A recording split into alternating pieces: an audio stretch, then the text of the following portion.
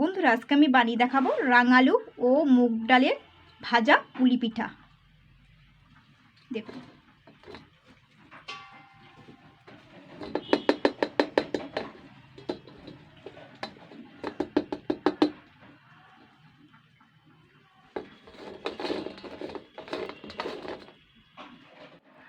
এই দেখুন বন্ধুরা পিঠাগুলো কতটা সুন্দর।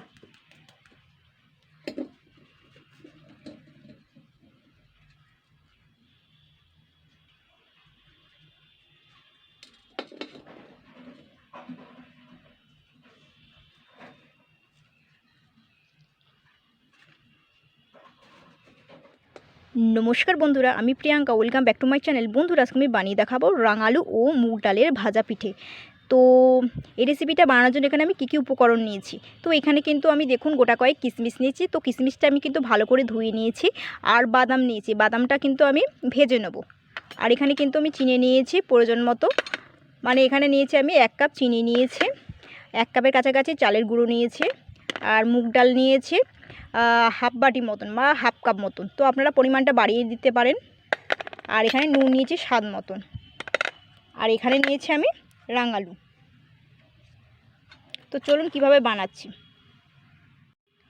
তো দেখুন আমি কিন্তু এখানে রাঙালু নিয়েছি। তো রাঙালুগুলো কিন্তু আমি এত সবগুলো আর কি নেব না। তো এখান থেকে কিন্তু আমি জাস্ট দুটো নিয়ে নিচ্ছি, কারণ এতে অনেকটা পরিমাণই আছে, 200 গ্রাম পরিমাণ আছে।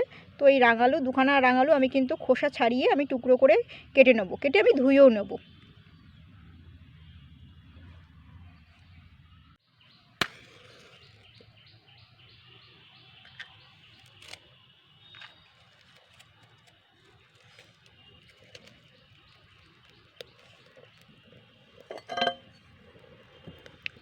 ধরে গেছে।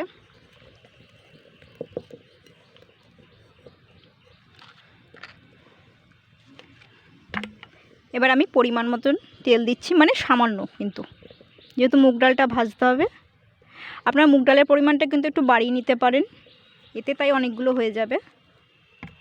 তো তেলটা একটু গরম হওয়া অবধি অপেক্ষা করতে হবে।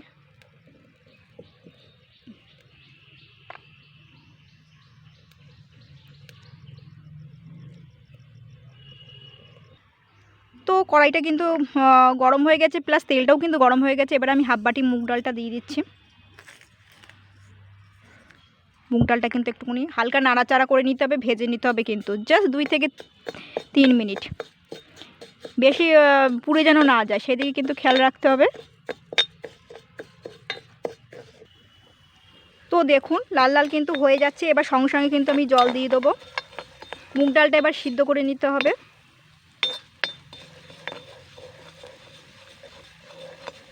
এইভাবে কিন্তু নাড়তে হবে কিন্তু মুগ ডালটা দিয়ে, তাহলে কিন্তু পুড়ে যাবে এক জায়গায় দিলে। এবার জল দিয়ে দেবো।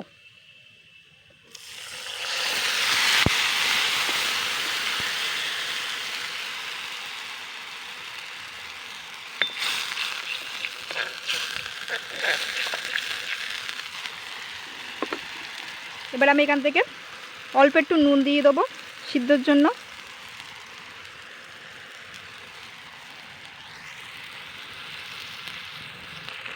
তো দেখুন জলটাও কিন্তু অনেকটা টেনে গেছে মুগ ডালের। আমি আরেকটু জল দিয়ে দেবো বেশি করে, যাতে মুগ ডালটা সিদ্ধ হয়ে যায়। তো যে দু টুকরো মতন আমি রাঙালু দেখিয়েছিলাম, তো সেগুলো কিন্তু খোসা ছাড়িয়ে আমি কিন্তু ডুমো করে কেটে আমি ধুয়েও নিয়েছি। এটাও আমি একসঙ্গে সিদ্ধ করে নেব।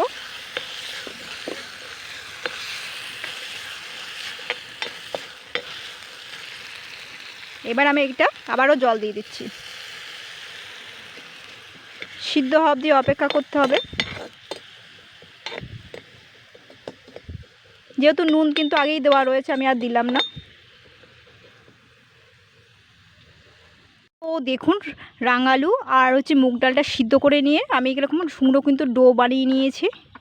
সিদ্ধ হয়ে গেছে পুরো, এরকম করে কিন্তু মিহি করে করে নিতে হবে। কিন্তু রাঙালু আর হচ্ছে এই মুগ ডালটা আর কি সিদ্ধ করে এরকম ডো মতন বানিয়ে নিতে হবে। তো এবার আমি কিন্তু এতে নুন তো আগে থেকেই দেওয়া রয়েছে, এখানে আমি হাফ বাটি মতন চিনি অ্যাড করছি। যতটুকু খাবেন ততটুকুই নেবেন। আর এখানে 1 বাটির কাছাকাছি চালের গুঁড়ো। তো এগুলো আমি ভালো করে আবার কিন্তু মিশিয়ে নেবো। এটাকে কিন্তু আরও শুকনো মানে আর কি বানাতে হবে। দেখুন অল্প অল্প করে করে দিয়ে কতটা হয়ে গেছে পরিমাণ। তো এর মধ্যে এইভাবে নাড়াচাড়া করে নিতে হবে। এবার চিনিটাও গলে যাবে, সেই সঙ্গে কিন্তু চালের গুঁড়োটাও সিদ্ধ হয়ে যাবে। এভাবে মিশিয়ে নেব। তো এবারে কিন্তু এই চালের ডোটা কিন্তু জাস্ট 2 থেকে 3 মিনিট এরকম নাড়াচাড়া করে নিতে হবে। নাড়াচাড়া করলে কি বলুন তো, চালের যে গুঁড়োটা দিয়েছি সেটা কিন্তু সিদ্ধ হয়ে যাবে। আর এবারে আমি সিদ্ধ হয়ে গেলে আমি এটাকে নামিয়ে নিয়ে ঠান্ডা করে নেবো। কিন্তু চিনিটাও অ্যাড করে দিলাম একেবারে। তো দেখুন ডোটা কিন্তু ঠান্ডা হয়ে গেছে। তো এতে আমি কিন্তু একটু 2 চামচ কিন্তু ঘি নিয়ে নিচ্ছি। ঘি দিয়ে একটুখানি হালকা করে একটুখানি মেখে নেবো। তো এবার আমি আবার একটুখানি হাতে একটুখানি ঘি নিয়ে নেবো, নিয়ে একটুখানি 2 হাতে একটুখানি পালিশ করে নেবো। নিয়ে এবার ছোটো ছোটো করে দলা করে নেবো, মানে ছোটো ছোটো করে গোল গোল করে কেটে করে নেবো। যে কটা হয় সে কটাই করে নেবো। আর দেখুন এখানে যে কিশমিশটা নিয়েছিলাম, সেই কিশমিশটা কিন্তু আমি আগেই বলেছিলাম ধোয়া রয়েছে। আর এই বাদামগুলো কিন্তু আমি ভেজে নিয়েছিলাম, তেলে একটু ভেজে নিয়ে খোসাগুলো বাদ দিয়ে দিচ্ছি। বাদ দেওয়ার পরে আমি কিন্তু থেতো করে নিয়েছি, নোড়া দিয়ে আর কি থেতো করে নিয়েছি। বাদামগুলো কুচি কুচি করে কেটে দিতে হবে আর কি, আপনারা আস্তেও দিতে পারেন। তো এবার আমি হাতে এই ঘি রয়েছে যতটুকু ততটুকু দিয়ে এবার আমি গোল গোল করে করে নেবো যে কটা হয়।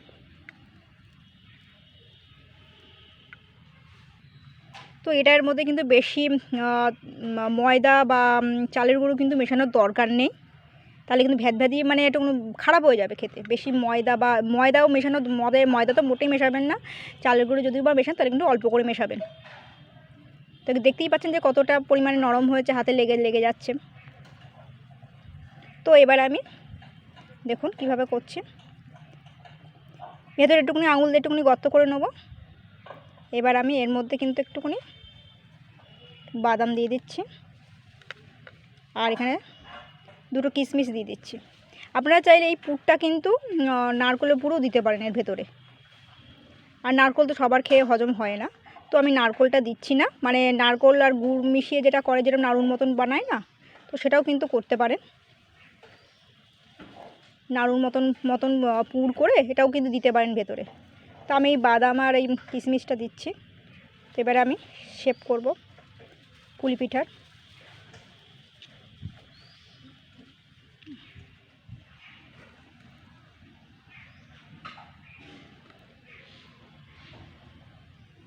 প্রথমে একটু গোল করে নেবেন, তারপর গোল শেপও দিতে পারেন।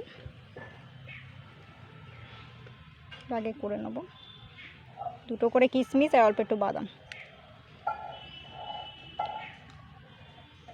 আপনার নারকেলের পুরো দিয়ে দিতে, নারকেলের পুর দিলে ভালো হয়, খেতেও ভালো লাগবে। তবে নারকেল জিনিসটা তো সবার হজম হয় না বলে ওই জন্য আমি আর দিলাম না নারকেলটা।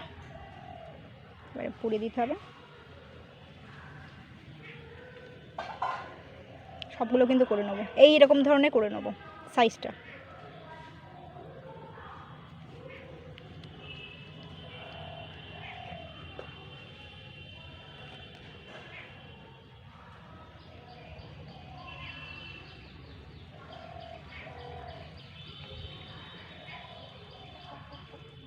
তো দেখুন আমি কিন্তু সবগুলোই কিন্তু ভেতরে পুর ভরে নিয়েছি, আর সবগুলো সেভ করা হয়ে গেছে, সেভ দেওয়া হয়ে গেছে আর কি।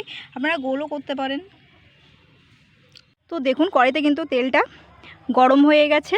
তো খুব বেশি গরম হলেও হবে না, জাস্ট একটু মিডিয়াম গরম তেলেই কিন্তু দিতে হবে। এবার আমি এগুলোকে কিন্তু দিয়ে দেবো, মিডিয়াম তেলেই কিন্তু ভাজতে হবে। 2-3টে করে করে ভেজে তুলব।